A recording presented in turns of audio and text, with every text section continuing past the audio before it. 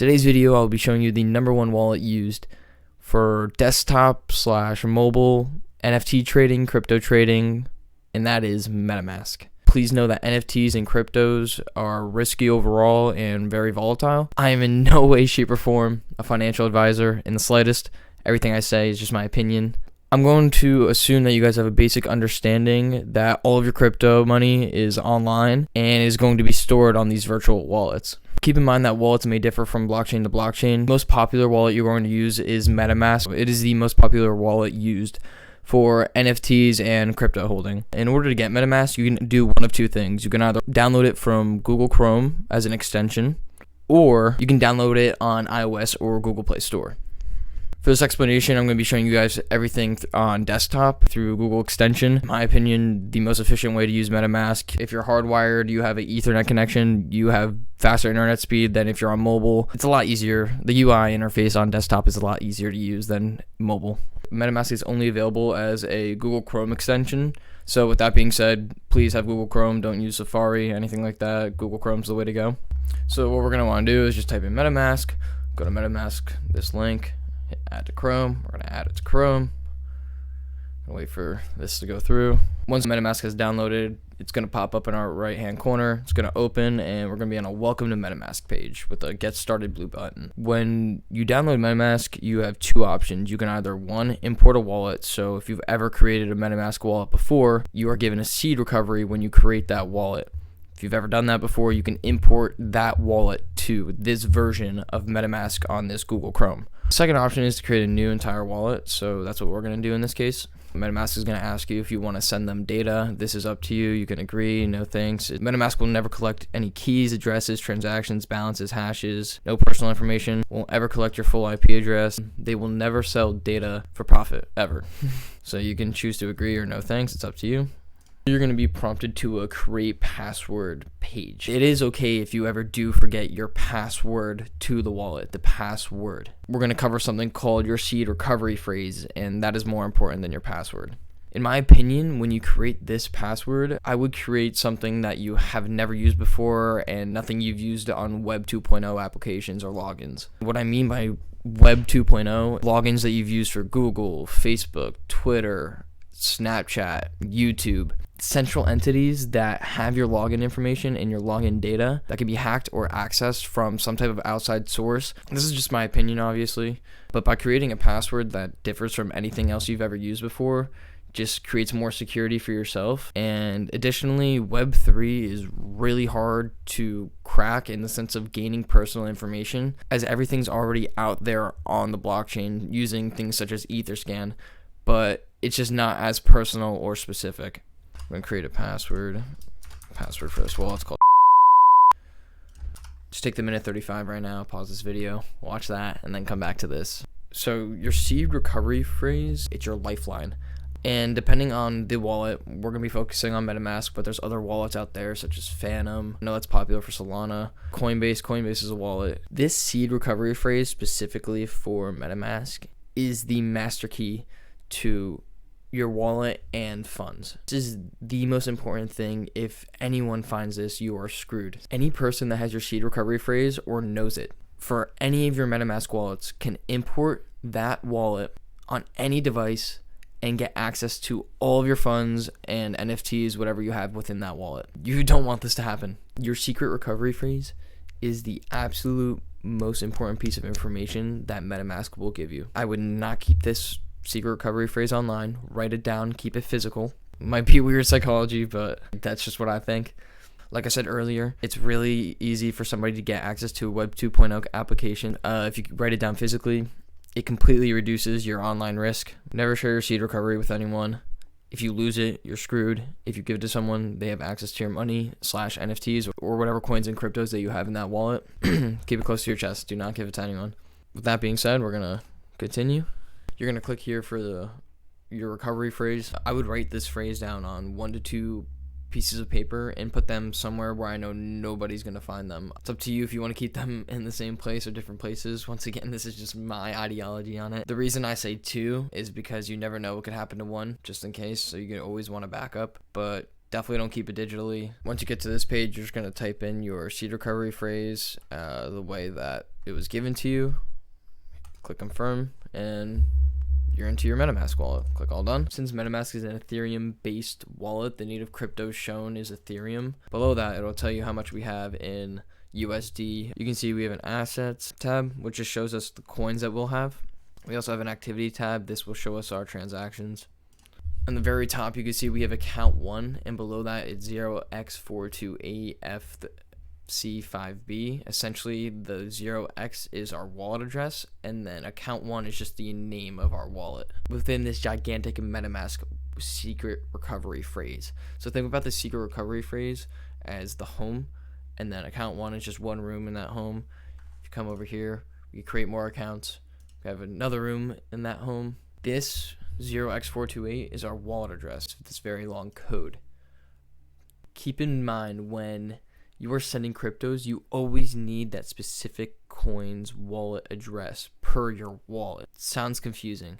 Keep in mind, when you are sending cryptos, you always need that specific coin's address within your MetaMask wallet. That sounds very abstract right now.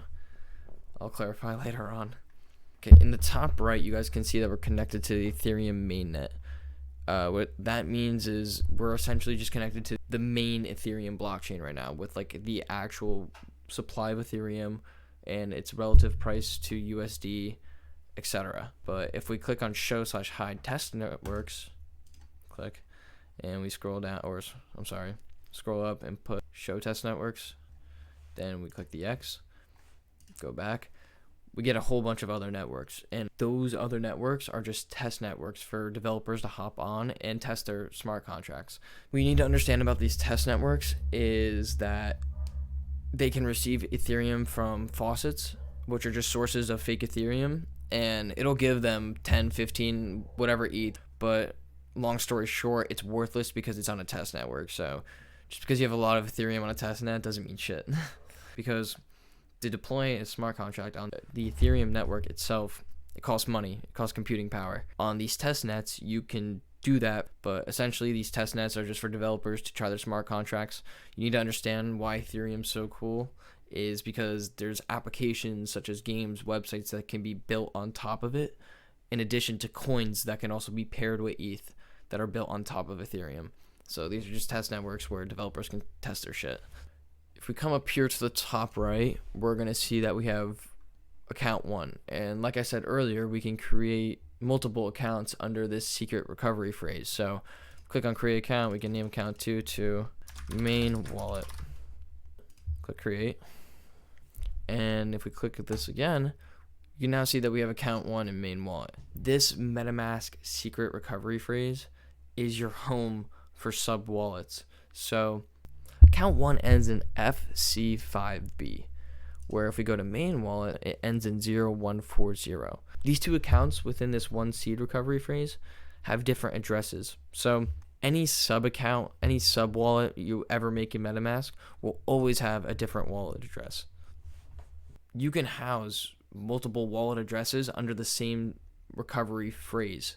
They are two different MetaMask wallet addresses, but in my opinion, they're not two entirely different wallets because they are under the same secret phrase. And what I mean by that is if somebody got access to that one secret phrase, then they would have access to your 5, 6, 7 different accounts that you have under that one phrase. But if you have 3 wallets that are under completely different secret phrases, your money is more secure across those 3 different phrases because they're all not under one phrase. You guys do have a basic understanding that all of your crypto is online and it's going to be held in these virtual wallets that you guys have. At the top here, we have the name of the wallet, which is account 1. You can see that we have an assets tab, which shows coins. We also have an activity tab. This is where it's going to show you all the transactions that you've interacted with. The very top of the page, you see that we have account 1, and below it, it's 0x, and then a bunch of numbers, and it ends with FC5B. This 0x428 is our wallet address, and account 1 is just name of the wallet. In the top right, you can see that we are currently connected to Ethereum mainnet. Developers are not always going to pay a lot of money to test their smart contracts, which is essentially the code for whatever project or idea they're coming up with. If you go to show/hide test networks and turn on show test network, you'll see that we now have a bunch of test networks. And all you need to know is that creators and developers go onto these test networks, receive fake Ethereum that is worthless because it's on a test network, and on these test networks, they're able to test their smart contracts, debug them, see if there's any glitches, all with zero cost, because deploying these smart contracts to the Ethereum mainnet costs actual money and computing power, which can become very costly. So having these test networks provides a really good outlet for people to test their shit. If we click on the top right, you'll see that we have account 1 and then main wallet. We also have create account, import wallet, connect hardware wallet, support, and settings. So we're going to focus on create account. And essentially all you need to know is that we can create multiple wallets within this one seed recovery phrase. You can create a new account by clicking new account. We'll call it account 3, hit create. Within this seed recovery phrase, or I'm going to refer to it as seed recovery account, we have 3 Ethereum wallets that all have different Ethereum addresses. These Ethereum wallets all have different addresses. So even though they're all under the same main account, they all have different addresses. You guys need to think as the seed recovery phrase as the seed recovery account. That recovery phrase allows access to multiple wallets under that one recovery seed phrase. So if somebody were to get access to that one recovery seed phrase and you have 10 accounts, but Ethereum's spread across all of those accounts, if they get access to that one recovery seed phrase, all that money's gone. So in my opinion, having multiple seed recovery accounts, meaning you have money spread across 1, 2, 3 seed recovery phrases, is a lot more secure than having them across 1, 2, 3, 4, 5, 6 wallets that are all under the same recovery seed phrase. If they get access to that one recovery seed phrase that has 7 accounts, 6 accounts, all of your money's at risk. Whereas if they accidentally do come across that one recovery seed phrase that has a third of your money, you're not nearly as risk to lose as much as opposed to having it under one. If we go to the triple dot in the top right corner, we can see that we have 3 options: view account on Etherscan, account details, and connected sites. Now, account details isn't shit. It's just your Ethereum address. I'm going to be honest with you. Etherscan is the online ledger of Ethereum blockchain. On Etherscan, you can look at anyone's wallet, see their transactions, contracts they've interacted with, and so on. I'm not going to go heavily into what Etherscan is, but this is an example of what you would see on our last page. If we go back and we click on connected sites, we don't have any connected sites. Whenever you want to mint an NFT or interact with a certain smart contract, you're usually going to connect your wallet to that site. This is very important, and very few people touch on this. After you're done interacting with their contract and minting, whatever it may be, make sure you come to connected sites, and whatever you connected your wallet to, whatever site you connected your wallet to, will pop up here, and there'll be a little X. You just click the X, and then you're disconnected. If you fail to disconnect your wallet from a website, there's a chance that your wallet is at risk for security breach, your funds get taken, NFTs, you name it. Please be very cautious of what websites you connect to and how much you trust certain projects. When you want to go about buying Ethereum on MetaMask, you can click buy, you could buy through Wire, you could buy through Transact, or you could directly deposit Ether. I strongly suggest creating a Coinbase account, buying Ethereum on Coinbase, and then sending it from Coinbase to your MetaMask. Coinbase is one of the most popular and easy to use exchanges for cryptocurrency. Coinbase is super easy to use. In my opinion, by using Coinbase, it's going to really allow you to understand how to send cryptocurrency from one wallet to another. I encourage you to start buying Ethereum or other cryptocurrencies on Coinbase, so then you can eventually send it to your MetaMask wallet. And by buying it on Coinbase, you start to become comfortable with buying cryptocurrency on an exchange, and it also allows you to get comfortable with sending money from one address to another. So keep in mind that Coinbase does make you wait a week after you buy your first purchase of crypto before sending it off of Coinbase. Take that time to really learn MetaMask, because it's really easy to lose your money. If you were on Coinbase right now and you wanted to send some Ethereum to your MetaMask, you would go on Coinbase, click on Ethereum, click send to, and then you go to your MetaMask wallet. You can do one of two things. You can either, one, click at the main top and email, text, Facebook Messenger yourself, I don't know, that wallet address to yourself. Write it down. I don't know what you want to do. Send it over to yourself. Type that wallet address into, or paste that wallet address into Coinbase. If you bought some other coin and accidentally were just trying to send, for example, Bitcoin, and for the receiving address you put this and it went through, say goodbye to that Bitcoin. Doesn't work like that. You won't get that back. Always make sure that you have the correct wallet address when you're sending cryptos. The most important aspect of MetaMask that you guys need to know about are gas fees. A transaction fee, a processing fee, whatever you want to call it. Gas fees will utterly screw you over. You're paying validators to make sure your transaction's correct and is put through on the blockchain. Gas fees can fluctuate dramatically. Gas prices are dependent on how many people are trying to interact with a certain smart contract at once. The more the merrier, so the more people, the higher the gas fee. I've seen gas fees as low as $20 and as high as $10,000. There's also GUE and WEI, and to be honest, these units still confuse me. But basically, at least to my understanding, GUE and WEI are just ways of representing ETH instead of putting 0.000000000. You get the gist. They don't want to put all those zeros. So GUE is just a simplified version of ETH, or simplified representation of ETH. Lastly, you can pay even more in gas to increase the processing time of your transaction. Now, why would anyone want to pay more for their transaction to go through fast? One, maybe they need to urgently get money pretty quickly, but to be honest, money goes through the blockchain pretty fast already. Not a lot of people use it for that, but the main reason is to get an NFT over somebody else, because depending on the project, some projects the supply can be super small and the demand can be crazy large, so people will pay more to get a certain NFT. Trust me, people are willing to pay any type of penny depending on how hyped up the project is. Some NFT drops are heavily anticipated. What usually ends up happening, you'll put a transaction through for a gas price of $50 with an extra $35 for the transaction to be the fastest processing time possible. But then think about it.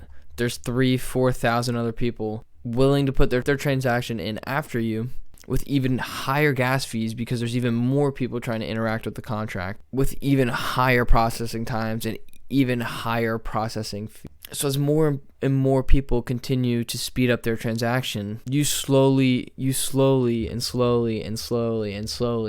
get pushed further and further and further and further back in this processing, which ultimately results in you getting a failed transaction and you losing however much money you just paid in gas. Gas fees and wallets and sending money can be tricky and confusing. So try to educate yourself and watch as many videos as possible before really jumping into this. Before jumping into anything, do your own research, watch videos, become educated, ask questions. The crypto community has only grown larger over the past year. Everybody in this community wants to see other people winning. Don't feel bad to reach out and ask for help. If you guys enjoyed this video, please drop a like, hit that sub button, leave a comment. I really hope that this MetaMask video helped you guys out to the fullest extent possible. Before jumping into crypto, NFTs, you really need to have a base education for MetaMask and how the blockchain works. Otherwise, you're going to get burned and lose a lot of money. So I hope I broke this down, and this is one of the better guides out there. Don't ever have paper hands. Always have diamond hands, guys. And I'll see you guys on Twitter.